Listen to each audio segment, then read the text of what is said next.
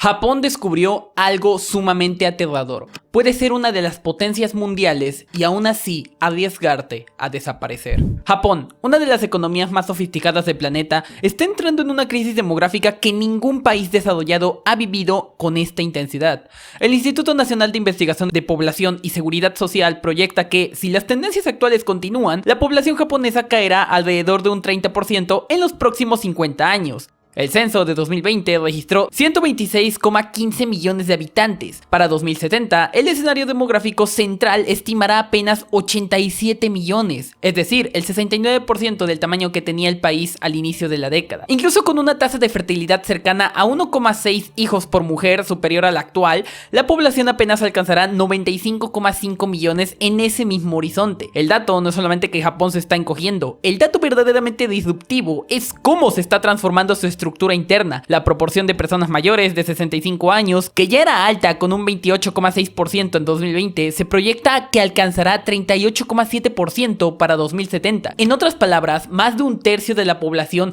va a ser de la tercera edad. Incluso antes del punto en el que lleguemos a esos porcentajes, los efectos ya se van a notar en el país. Para 2065, la población se situará en torno a los 91,6 millones y el umbral psicológico de los 100 millones se mantendría solo aproximadamente hasta 2056, 3 años más tarde de lo que indicaban estimaciones previas debido a pequeños aumentos en migración. Pero esos incrementos migratorios, vistos desde la perspectiva comparada, siguen siendo marginales. Japón continúa siendo uno de los países desarrollados con menor presencia de población nacida en el extranjero, alrededor del 2,3% en 2022, una cifra diminuta frente a un promedio cercano del 15% en la OCDE. El país que durante décadas se percibió a sí mismo como socialmente homogéneo, sigue mostrando una resistencia estructural a la inmigración como solución. Y aquí aparece una paradoja interesante. Cuando se pregunta a los japoneses cuántos hijos les gustaría tener, las preferencias siguen rondando 2 hijos por familia, una cifra relativamente cercana al nivel de reemplazo. Sin embargo, los nacimientos reales llevan muchos años por debajo de ese deseo declarado de las familias, atrapados entre presiones económicas, el mercado laboral, el costo de la vivienda y los cambios culturales en torno al matrimonio y a la familia. Esa brecha entre el deseo y la realidad es una de las grietas invisibles que alimentan el declive demográfico. Todas estas proyecciones se utilizan para planificar escenarios hacia mediados del siglo XXI, inclusive modelos gubernamentales que suponen un aumento significativo de la inmigración, como los ejercicios a largo plazo de la oficina de gabinete, muestran que Japón difícilmente mantendría más de 100 millones de habitantes después de 2060. Los análisis del Banco Mundial y de la OCDE llegan a una conclusión similar. Incluso flujos migratorios relativamente grandes, del orden de 200.000 personas por año, solo modificarían de manera moderadamente el tamaño futuro de la fuerza laboral y la población total. Dicho de forma simple, la crisis que actualmente está viviendo Japón es difícilmente reversible. El resultado es una pirámide demográfica que se aplana rápidamente. Para 2035, aproximadamente el 30% de la población japonesa tendrá más de 65 años. Mientras tanto, el porcentaje de menores de 15 años podría situarse apenas entre el 10% y el 15% hacia 2050, y eso en proyecciones muy optimistas. Una sociedad que envejece tan rápido no solo cambia sus estadísticas, cambia su economía, su política, su cultura laboral y su posición en el mundo. El primer efecto es económico. Menos población implica menos trabajadores, y menos trabajadores significan una presión directa sobre la capacidad de crecimiento. Japón ya ha enfrentado décadas de crecimiento modesto, y el descenso demográfico intensifica ese desafío. El país tendrá que sostener su productividad con menos manos disponibles, lo que explica por qué la automatización, la inteligencia artificial y la robótica no son simplemente sectores tecnológicos en Japón, sino estrategias nacionales para compensar la contratación de fuerza laboral. El segundo impacto aparece en el estado de bienestar. Cuando casi 4 de cada 10 personas son mayores de 65 años, el sistema de pensiones y el sistema de salud se convierten en estructuras extremadamente costosas. Dicho mal y corriendo, al final del día, este gobierno se enfrenta a un dilema a futuro, uno en el que tendrá que decidir entre apoyar el estado de bienestar con los adultos mayores, significando que le carguen la mano a los jóvenes, o por el contrario serán los jóvenes los que abandonen el estado de bienestar que justamente sopesa sobre los ancianos en Japón. En ambos casos tendrás protestas, sublevaciones, hagas lo que hagas. El tercer debate es laboral. En lugar de retirarse a los 60 o 65 años, cada vez más japoneses continuarán trabajando durante más tiempo. La edad efectiva de retiro se desplaza gradualmente hacia arriba, mientras el mercado laboral incorpora con mayor intensidad a mujeres y adultos mayores, grupos que históricamente habían estado subrepresentados en ciertas áreas del empleo, que podrías tú pensar que es algo positivo, pero en la práctica no es distinto a ya no tener edad de retiro y en el caso de las mujeres menos margen para aumentar la natalidad. El cuarto debate es cultural migratorio. A medida que la población se contrae, la pregunta inevitable es que si Japón debe abrir más sus puertas a la inmigración. Sin embargo, ese debate toca una dimensión muy profunda del imaginario nacional, la idea de homogeneidad cultural que ha caracterizado al país durante generaciones. La demografía presiona hacia una mayor apertura, pero la identidad nacional japonesa introduce resistencia y cautela frente a ese cambio. El quinto efecto se proyecta hacia la geopolítica. En el sistema internacional, la población no es solo una cifra demográfica, es también una base productiva, un mercado interno y un reservorio potencial de capacidad militar. Una caída del 30% implica que en términos relativos, Japón podría perder peso frente a potencias cuya población continúa creciendo, como India o inclusive Estados Unidos. Actualmente Japón tiene una economía competitiva, tecnología superior a la de muchos países, una cultura atrayente y un ejército considerable para ejercer presión en geopolítica mundial, pero esto revienta porque se va a revertir. Los riesgos de convertirse en todo menos en el papel en una colonia de alguna superpotencia no serán ninguna broma, lo cual los haría perder de cualquier manera esa homogeneidad. Japón ya enfrenta un entorno regional complejo, marcado por el ascenso de China. La demografía refuerza la lógica de depender cada vez más de las alianzas, especialmente con Estados Unidos para equilibrar el poder. Ahora, no quiero que pienses que Japón simplemente se está dejando ir por las risas, este no es el caso. Realmente es una situación totalmente experimental, para la cual no hay precedentes.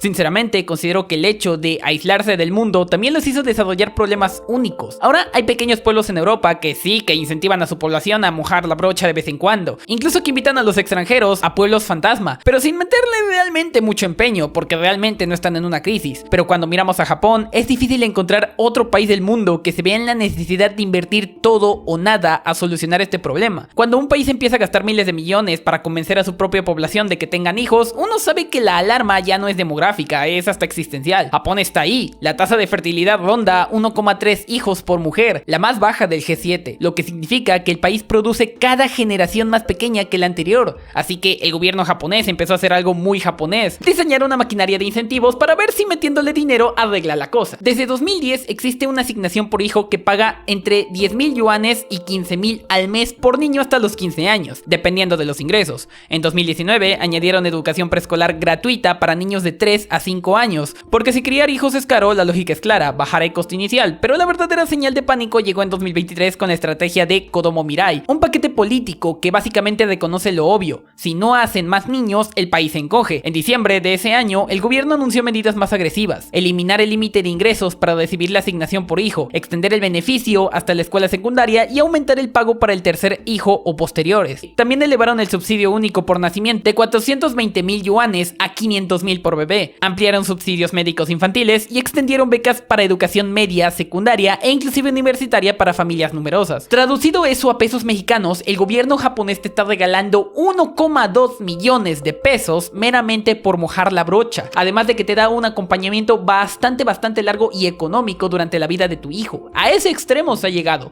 Con 2 hijos ya te armas un terreno y una casa aquí en México, pero el dinero por sí solo no resuelve ningún problema. Durante décadas Japón construyó un modelo laboral famoso por sus jornadas interminables, algo que no encaja muy bien con la idea de criar niños, así que el gobierno empezó a tocar ese nervio sensible. A partir del año fiscal 2025, si ambos padres toman licencia paternal, pueden recibir el 100% de su salario durante los primeros 28 días después del nacimiento. Antes era aproximadamente 67% y 80%. Además, se creó un nuevo beneficio de paternidad, que paga el salario completo durante los mismos 28 días si los dos padres usan la licencia. El objetivo no es solo ayudar a las familias, también es cambiar una cultura empresarial en la que los hombres rara vez se ausentan para cuidar a los hijos. Hoy solo alrededor del 10% de los padres toman licencia paternal, y el gobierno quiere empujar esa cifra al 30% y luego al 50% mediante campañas públicas y presión de la industria. También se introdujo un nuevo beneficio para el trabajo a tiempo reducido, que compensa aproximadamente el 10% de los salarios perdidos que padres con hijos menores que reduzcan sus jornadas laborales. Y en un intento por frenar la famosa cultura de las horas extra, los límites ahora se extienden hasta que los niños ingresan a la escuela primaria. Incluso antes del nacimiento, el Estado entra en escena y se entregan 50.000 yuanes al momento de registrar el embarazo y otros 50.000 por el feto al final del embarazo, junto con una expansión de los llamados carriles rápidos para niños en servicios públicos. Quiero que veas de que Japón, el gasto para las familias creció del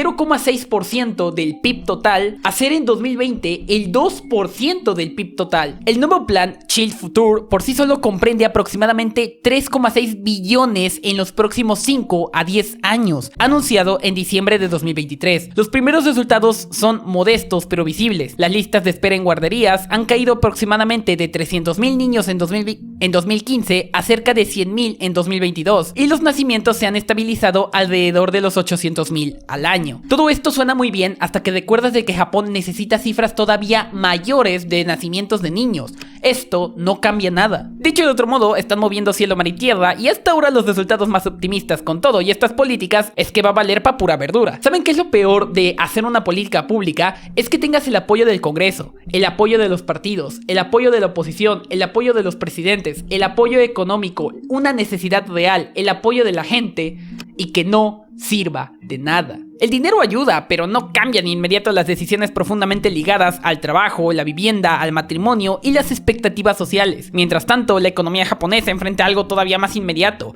escasez de trabajadores. Durante décadas, Japón mantuvo una postura casi cerrada frente a la inmigración, pero la realidad demográfica empezó a romper esa postura poco a poco. En 2019, el gobierno creó 2 nuevas categorías de visa llamadas Trabajador Calificado Específico, para atraer mano de obra extranjera en sectores críticos como cuidado de ancianos, construcción o tecnología de la información. Para 2022 había alrededor de 1,82 millones de trabajadores extranjeros, lo que representaba el 2,6% de la fuerza laboral.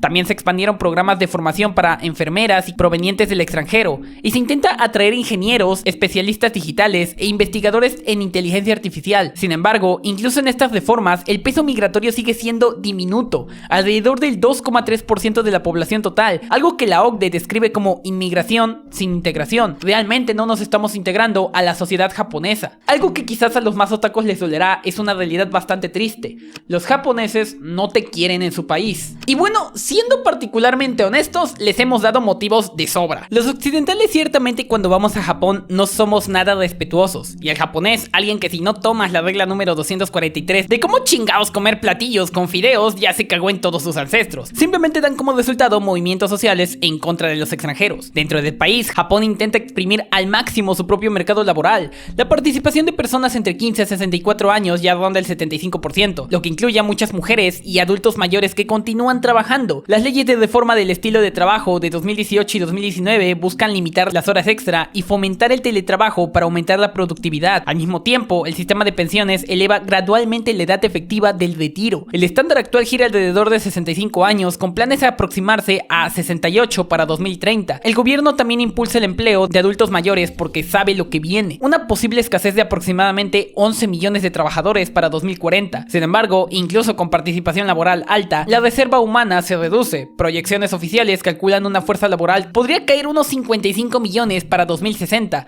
incluso si la fertilidad mejora. Aquí es donde la obsesión y el talento japonés hacia la tecnología ayuda. Si no hay suficientes personas, entonces, ¿cómo podemos mantener la economía?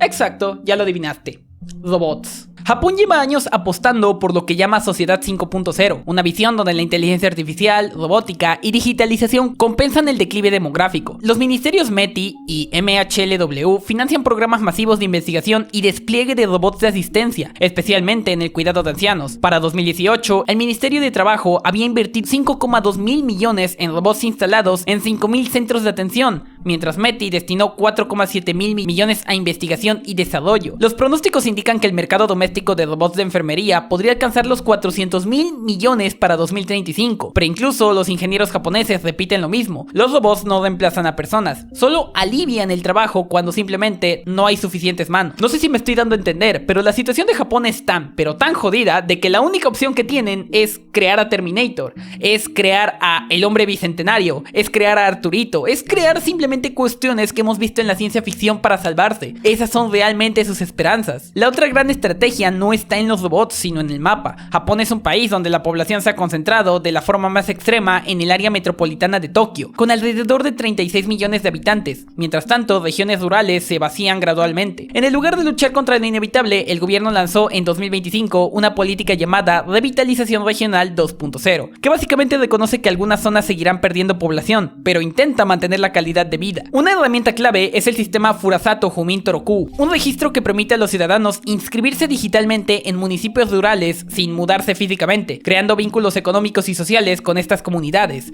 El objetivo es ambicioso: 10 millones de registros y 100 millones de interacciones de la población relacionada. Al mismo tiempo, los gobiernos locales experimentan con incentivos directos, hasta 1 millón de yenes por niño para familias que se muden desde el área metropolitana de Tokio a zonas rurales, programas financiados con el sistema fiscal Furasao no Sei, ferias de migración urbana rural subsidiadas, apoyos a quienes regresan a su lugar de origen mediante condonación de préstamos educativos o subvenciones de startups. Algunos municipios incluso ofrecen tratamientos de fertilidad gratuitos, financiando hasta 3 ciclos de fertilización in vitro, junto con asesoría comunitaria para el embarazo y la crianza. Paralelamente, millones de casas abandonadas, las famosas Akiya, se reciclan mediante bancos de vivienda y subsidios para renovarlas como segundas residencias o hogares familiares. La vivienda también forma parte de la ecuación. El gobierno central ofrece subsidios para compra de viviendas a familiares jóvenes y con donaciones crediticias más flexibles para hogares con varios hijos. En 2023, el gobierno metropolitano de Tokio anunció proyectos de vivienda enfocados a familias con niños y medidas de asequibilidad, pero incluso así el problema estructural sigue ahí, inclusive si regalaras las casas. Hace 10 años yo perfectamente habría recomendado a Japón hacer el plan que están llevando a cabo: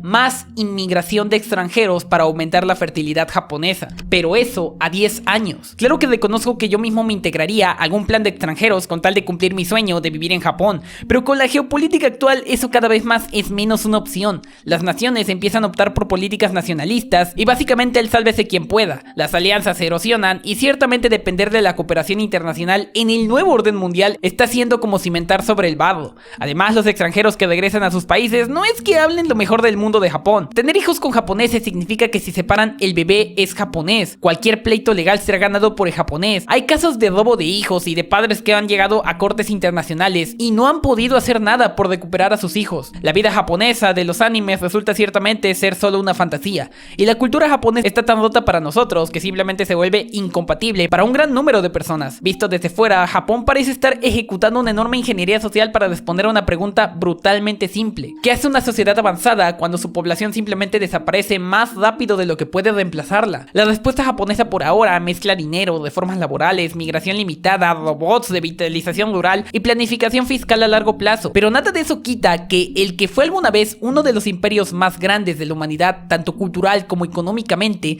puede llegar a desaparecer, siendo esta la primera nación del mundo contemporáneo en hacerlo. Y eso simplemente debe aterrarnos a todo el mundo. No porque nos vaya a pasar exactamente lo mismo, sino de que será la muestra para el mundo que existen problemas que aun cuando inviertas todo el dinero, que tengas los mejores asesores, que tomes todas las buenas decisiones, si no se corrigen en el tiempo adecuado, nada de lo que hagas después va a cambiar el resultado.